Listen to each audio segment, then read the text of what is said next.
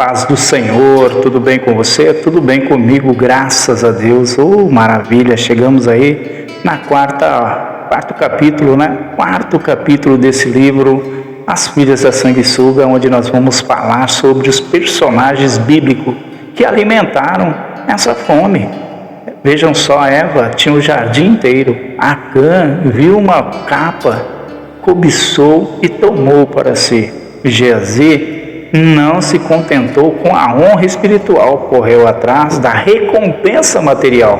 E Judas andou com Jesus, mas sua fome interior nunca foi curada. Então vamos ver os personagens bíblicos que alimentaram essa fome da sanguessuga. A sanguessuga tem duas filhas, Saber, Dá e Dá. Provérbios 30, versículo 15.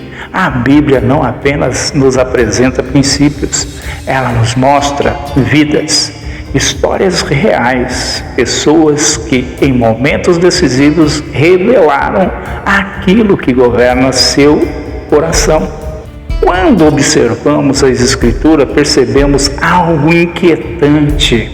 Muitos caíram não por falta de oportunidade, não por ausência de bênção, não por escassez, mas por insatisfação. Tinham muito, receberam muito, foram alcançados por Deus, mas ainda assim alimentaram dentro de si a voz da sanguessuga. Essa voz sempre diz: dá mais. E quando essa fome não é tratada, ela conduz o homem à ruína.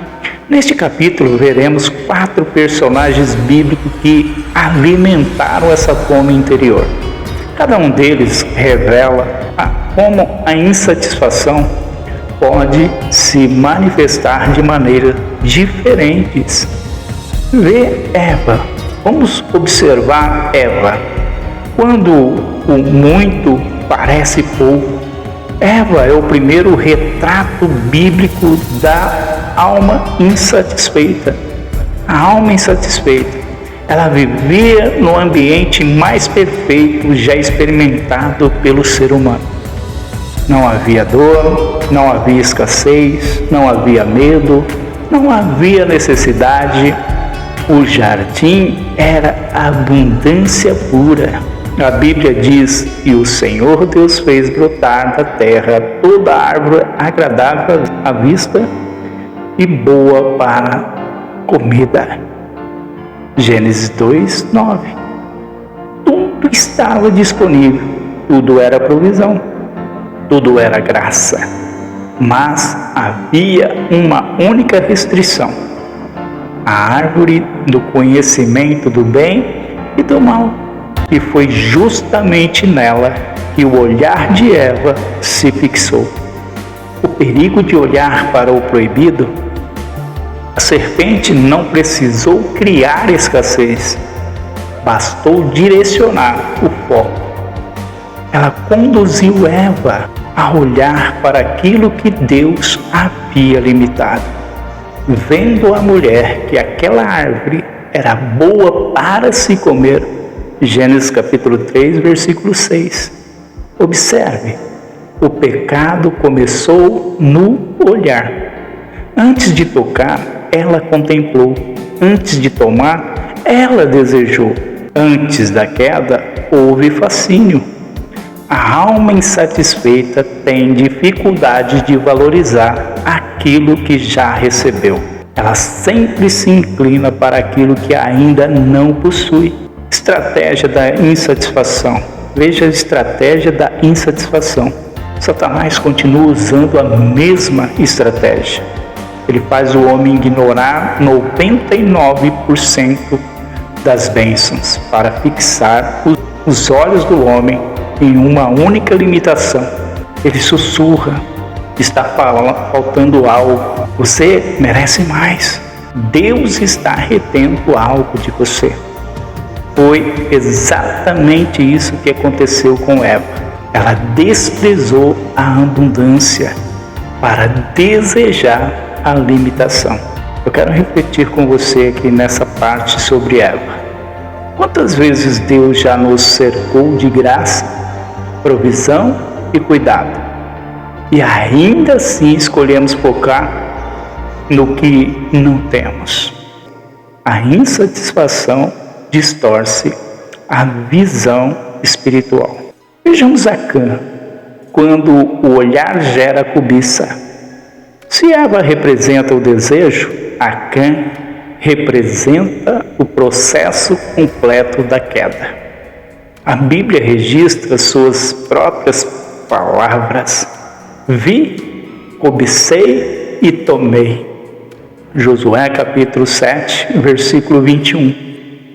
Essa é a trilha clássica da alma dominada pela sanguessuga. Viu? Tudo começa pelos olhos. O olhar mal guardado se torna porta para desejos desordenados. Jó compreendeu isso quando declarou: fiz aliança com os meus olhos. Jó 31, versículo 1. Aquilo que contemplamos molda nossos desejos. Cobiçou. Acã não apenas viu, ele desejou. A cobiça nasce quando permitimos que o coração negocie com aquilo que Deus proibiu. Tiago ensina: cada um é tentado quando atraído e engodado pela sua própria concupiscência. Tiago 1, versículo 14. A tentação externa só vence quando encontra eco interno. Tomou, o desejo amadureceu em ação e o resultado foi devastador. Por causa da cobiça de um homem, toda a nação sofreu derrota. Isso revela algo poderoso. A fome não trata nunca ali somente com a pessoa. A fome não tratada nunca afeta apenas quem a alimenta. Ela alcança famílias, ministérios, relacionamentos e gerações. O custo da cobiça. Acã desejou o ouro, mas perdeu a paz. Desejou a riqueza, mas colheu destruição. A Bíblia mostra que aquilo que parecia vantagem tornou-se sentença. A alma governada pelo dar sempre faz trocas ruins. Eu quero refletir com você sobre Acã. Quantas derrotas espirituais nascem de desejo que pareciam pequenos? O que começa como curiosidade pode terminar como ruína. Vamos ver Geazi agora, quando a honra espiritual não basta. Geazi caminhava com Eliseu, via milagres, presenciava o sobrenatural, convivia com a unção. Poucos homens tiveram acesso ao que ele teve, mas ainda assim não estava satisfeito. A proximidade não garante transformação. Geazi estava perto do profeta, mas longe da essência do profeta. Ele via o poder, mas não absorvia o caráter. Muitos hoje vivem isso. Frequentam cultos, ouvem mensagens, participam de ministérios, mas nunca permitem que Deus trate o coração. Momento da prova. Quando Naamã foi curado, Eliseu recusou presentes, mas Geazi viu uma oportunidade. Correu atrás da recompensa, mentiu, manipulou e escondeu. Tudo por causa da fome material. O Senhor poupou a Naamã, 2 Reis, capítulo 5, 20. Ele achou que Eliseu havia perdido uma chance. Olha só para você ver. Amados, muitas coisas acontecem em nossas vidas porque nós não damos ouvidos ali à voz de Deus. Na verdade, Geazi estava revelando que seu coração nunca compreendeu o valor do espiritual. O preço da ganância. Eliseu o confrontou. E a lepra de Naamã caiu sobre Geazi. Que imagem forte. Ele desejou prata e recebeu lepra. A fome material sempre promete ganho, mas entrega perda. Quero refletir um pouquinho sobre Geazi. Quantas trocam? Quantas trocam e quantos trocam a presença por recompensa, unção por lucro, chamado por conveniência? Geazi nos lembra que estar perto das coisas santas não substitui a santidade interior. E agora nós vamos analisar Judas. Quando o eterno é trocado pelo imediato, Judas talvez seja o exemplo mais doloroso de todos. Ele andou com Jesus Cristo, ouviu a palavra do Mestre, presenciou milagres, viu mortos ressuscitarem, testemunhou o impossível e ainda assim seu coração permaneceu dominado pela fome. O perigo de um coração não tratado. Judas estava fisicamente ali, perto de Cristo, mas emocionalmente distante. João revela, era ladrão. Lá em João 12, versículo 6. O problema de Judas não começou na traição, começou muito antes. Começou em pequenas concessões, desejos secretos, ganância silenciosa. 30 moedas. O preço da traição é chocante. 30 moedas. Foi isso que bastou. O eterno foi vendido pelo imediato. O reino foi trocado por conveniência. E a presença de Jesus foi negociada. A tragédia da insatisfação. Judas tinha tudo, mas nada bastava, porque a proximidade externa com Deus jamais cura a fome interna. Só a rendição verdadeira transforma. O arrependimento tardio. Depois da traição, Judas tentou devolver as moedas, mas já era tarde. Isso revela uma verdade profunda. Aquilo que a fome promete como satisfação, frequentemente se transforma em desespero. O que todos eles têm em comum? Eva, Acã, Geazi, Judas.